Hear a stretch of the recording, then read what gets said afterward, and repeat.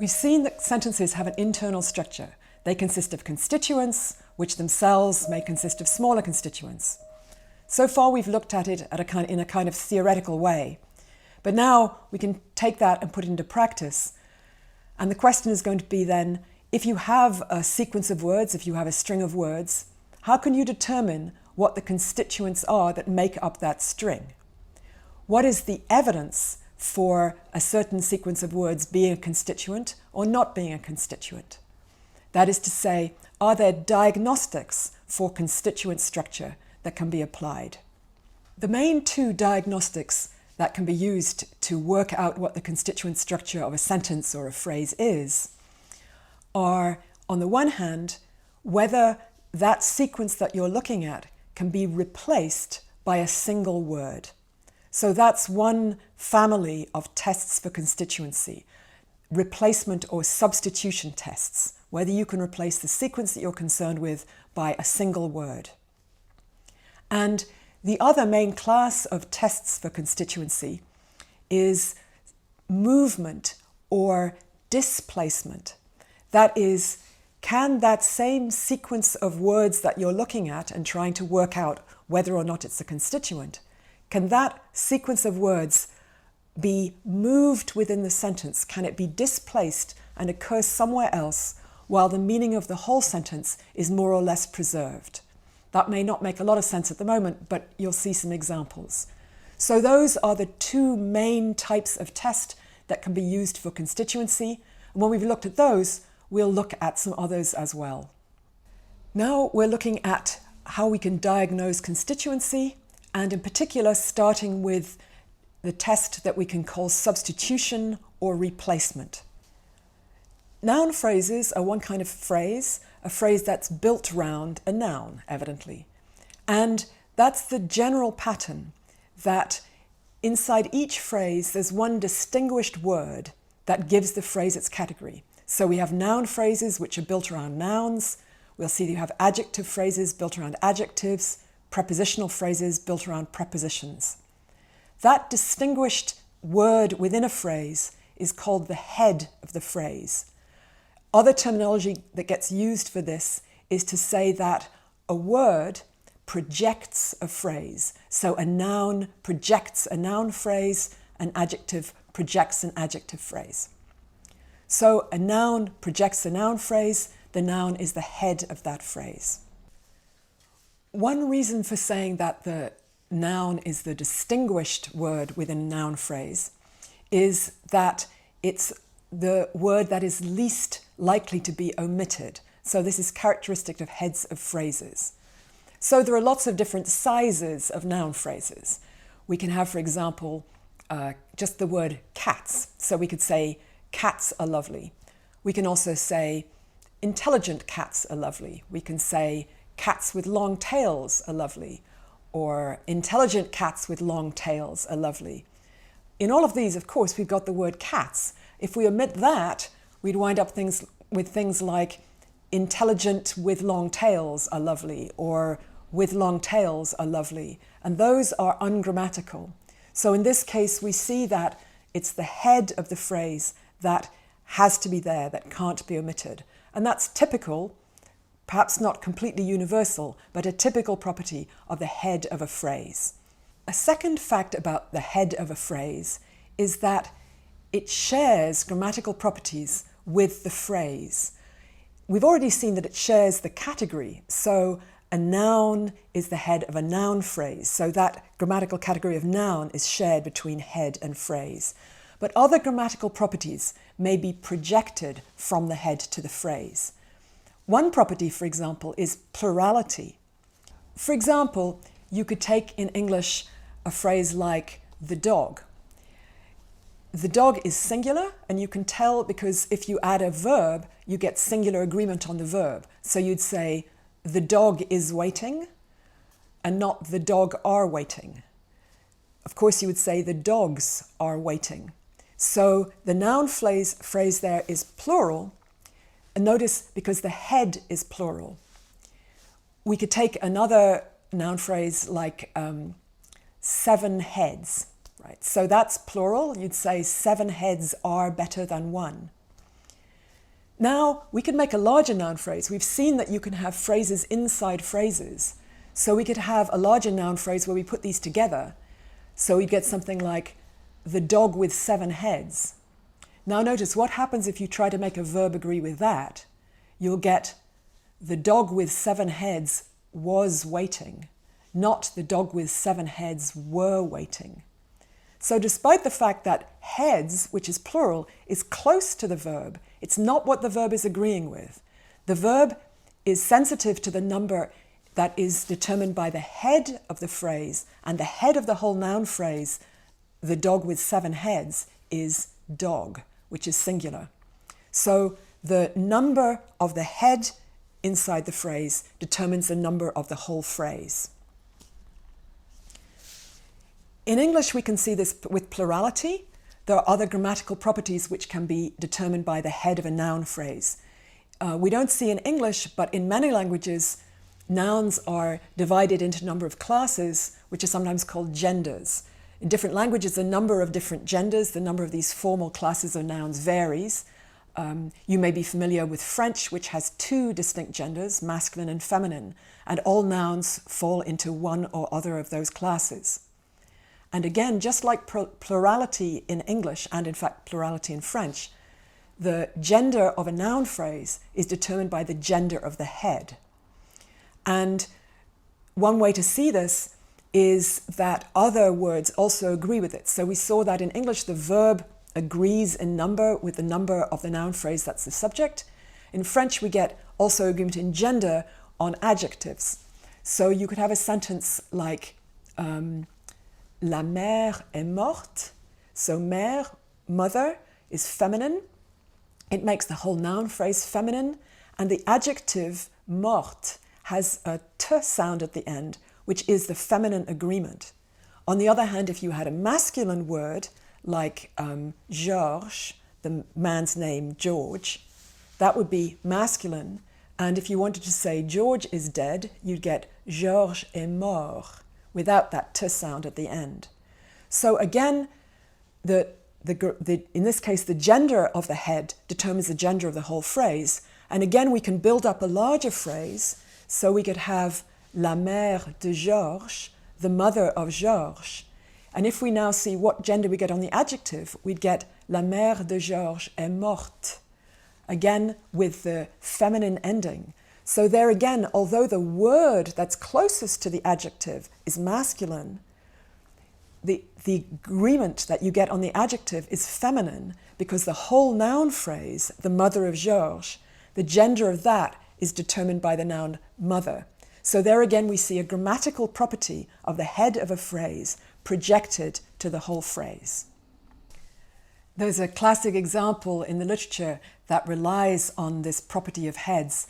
If you take the phrase, visiting relatives can be boring, it's actually ambiguous. There's 2 quite distinct meanings. So on the one hand, it means something like relatives who visit can be boring. On the other hand, it means something quite different. That is, you're going to visit relatives yourself can be boring. So it has these 2 meanings. But notice it's a property of the word can that it actually doesn't show agreement for singular or plural. So you say the boy can and the boys can. But if you take a verb that does show a difference, now we actually see the ambiguity splitting up. So you would say visiting relatives is boring, or visiting relatives are boring.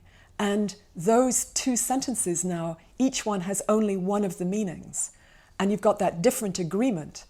And what's happening there is that where you get visiting relatives are boring, on that reading where it's the relatives who are boring, relatives is the head of the noun phrase, visiting relatives. It's plural, so the whole noun phrase is plural, and you get plural agreement. But with the other meaning, where it means to visit relatives is boring, in that case, the noun visiting is the head of the noun phrase, and that is singular, and so you get singular agreement on the verb. So there you see a very minimal example which shows that the head of the noun phrase is determining the number on the noun, and in this case it goes with a real difference in meaning of the noun phrase as a whole. So that's some properties of phrases and heads of phrases, and in particular of noun phrases. But now to get back to the question of the diagnostic for noun phrases, and in particular the diagnostic of substitution or replacement. A characteristic of noun phrases then is they can be replaced by a single word, which is called a pronoun. So that's what pronouns do. Notice that although we call them pronouns, it's actually a bad term because a pronoun doesn't replace a noun, it replaces a whole noun phrase. So, for example, if you take a sentence like, John saw the boy who fed the cats, we could replace the whole sequence, the boy who fed the cats, with the pronoun him. So, John saw the boy who fed the cats, I saw him too. And him is referring to that whole sequence, the boy who fed the cats. So that tells us it's a noun phrase. Notice you could also say, John saw the boy who fed the cats, I saw the girl who fed them, where now them is replacing the cats. So that is also a constituent, it's also a noun phrase. So should we be worried that we have one diagnostic which says the boy who fed the cats is a noun phrase, and another diagnostic that says the cats is a noun phrase? Well, obviously not, because we've seen that phrases can contain other phrases. Constituents contain constituents, and in particular we have recursive cases of this, that a noun phrase can contain another noun phrase, and this is just one example of that. We've looked a bit now at noun phrases, at phrases headed by nouns. Now we can look at another kind of phrase, a prepositional phrase, that is a phrase headed by a preposition. Prepositions in English include words like in, on, after, under, and so on. It's actually a bit unfortunate that we have this word preposition because it includes within it the ordering that the preposition has with respect to the phrase it combines with. So in English, prepositions precede the phrase they combine with. So we get in London, from Japan, to Edinburgh, preposition followed by a noun phrase. In other languages, you have postpositions, that is the equivalent kind of word, but which follows the phrase it combines with. In Japanese, you'd find that the equivalent of a preposition occurs after the noun phrase it combines with. So in English, we'd say to Tokyo. In Japanese, you'd say Tokyo e or Tokyo ni. And the same with all of the other equivalent words. By calling them prepositions versus postpositions, it makes it sound like it's two different categories. What we'd really want to say is that there's a single category which we could call adposition, and that in English they go before the thing they combine with, in Japanese they go after. But preposition and postposition are very well established terms, so we'll stick to those for the moment.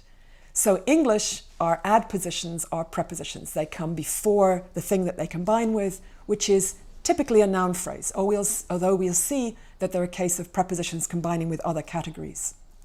Prepositions can express different kinds of concepts. Prepositions that relate to location or locative prepositions, when those combine with phrases, the result can often be replaced with a locative expression like there or here. So I could say, for example, I went to Philadelphia in 1985. I went there in 1985. I came to Edinburgh in 2002. I came here in 2002. So locative prepositional phrases can often be replaced with here or there. Other prepositions can denote things to do with time, and these temporal phrases that result can also be replaced often with a temporal word like then. So we could say, she lived in Philadelphia in 2008. She lived in Philadelphia then. We could do both. So she lived in Philadelphia in 2008. She lived there then. We've replaced the two prepositional phrases with these two words, there and then.